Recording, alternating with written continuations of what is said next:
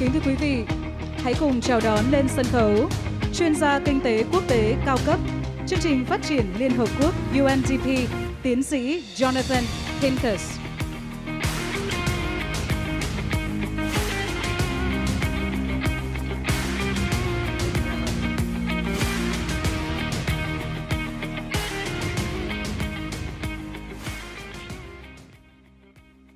Thank you very much for inviting me today. It's a pleasure to see you, a lot of old friends in the audience. And I hope we have some time to catch up later during the morning. I guess my job for the next few minutes is to set the scene and hopefully to raise a few issues that we can continue to discuss during the morning and perhaps talk about a few things that you won't necessarily see in the financial pages. So, best of times. We've all seen the headlines. Vietnam is very popular. Vietnam, at the moment, is considered to be one of the countries that will benefit most from the current geopolitical environment. Bloomberg lists Vietnam as one of the 5 connector countries. We have another one in the region, which is Indonesia. We also have, for different reasons, nearshoring reasons, for example, in the tech sector, Mexico, Poland, Morocco, or other countries that are listed. But Vietnam is certainly prominent among these countries, and other publications have also been talking about the tremendous opportunities that Vietnam now has in the global environment. But there are, of course, headwinds in the short term. We've seen monetary policy tightened in the advanced countries in response to accelerating inflation. Inflation has come down, which is a good thing, but it has not, as they say, the last mile is still a bit of a challenge, getting inflation down to lower levels, which means that probably interest rates will remain heightened, at least for the first half of the year and probably into the second half. All of this means that demand is a bit subdued in the advanced countries. The growth of global trade, which was actually very weak last year and largely accounts for Vietnam's slower growth, will pick up this year, but is still quite a bit below the norm, quite a bit below the average for the past 10 years. China, still struggling with deflation, has set a growth target of 5%. Whether it's able to reach that target or not is open to question. News this morning in the papers, you probably saw that China is cutting back on local infrastructure investment in an attempt to deleverage local government balance sheets, which remains a huge problem for China. So where demand will come from in China, not entirely clear. China has largely shifted the direction of investment away from the property sector and back to the manufacturing sector. But the question is, who's going to buy all that stuff, right? Because China's facing these geopolitical pressure, increasing tariffs, increasing questions about China's ability to continue to grow on the basis of exports. Also, political uncertainty remains a major factor. All of the elections this year, which we all know about, but also, if I can plug a UNDP product, yesterday we launched our Global Human Development Report, which was entitled Breaking the Gridlock, which is basically about how to improve international coordination in a very politically polarized world. If we look at the PMI, we can see last year, particularly in Vietnam, was very weak, which again responds to flagging global demand. It has recovered in the early part of the year, but it's still about flat. So we don't really see that manufacturing growth coming anytime soon. Can I get, yeah. Oh. Okay. One thing that we don't often talk about in terms of Vietnam is that Vietnam has had relatively slow growth of household consumption.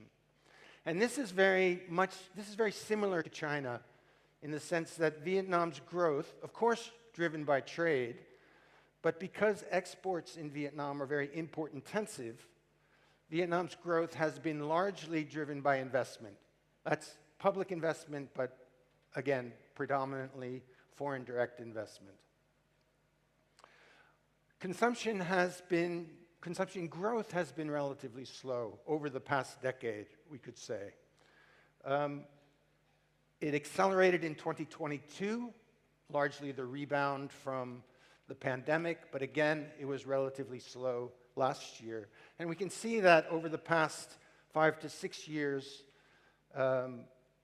retail sales, these figures are in real terms, haven't really grown that fast, about 3.75% over the past 5 to 6 years, and last year the growth was effectively zero.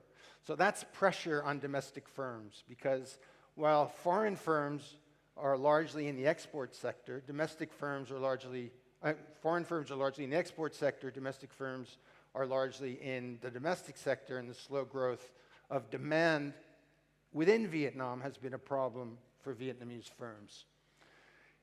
If we put all this in the context of the crisis, I think it's important to look at the role of global financial flows. So if we compare Vietnam's two crises of the past decade, the global financial crisis obviously hit Vietnam very hard, but one of the reasons it hit Vietnam very hard was because prior to the crisis, Vietnam received a massive inflow of foreign exchange. It was on the eve of WTO accession. Again, a lot of excitement about Vietnam, a lot of foreign capital inflows, which found its way into the domestic banking sector. Banks were over-lending, companies were over-borrowing, households were over-borrowing to buy properties, and we had this massive bubble in 2007, 2008, followed by a crash. Because of that situation and the overborrowing, and again, the fiscal stimulus and monetary stimulus that the government laid on during the crisis, we saw that the following years, particularly 2011 to 2014, was a very slow recovery. And the reason the recovery was so slow was primarily because households and businesses in Vietnam were deleveraging, trying to get past all of that debt that had been acquired during the boom and then during the bust. The COVID crisis is a bit different. So during COVID, we saw net massive capital outflows, not capital inflows. And this includes capital flight. It includes errors and omissions on the balance of payments. So during the crisis, there was a lot of savings in households, primarily because people didn't have anything to buy. People were locked up at home, and so consumption was delayed. So there were savings acquired during this period, but there was a net capital outflow as well. So when we go into 2021, still a very bad COVID year, then we had the recovery in 2022, and now we're seeing a recovery in global capital flows from last year and now this year. The problem is that during the crisis, during the pandemic, a lot of businesses went broke. A lot of businesses overborrowed in order to tide themselves over. There was a lot of forbearance in the banking sector. People were allowed to accumulate a lot of debt. And now that's become a problem.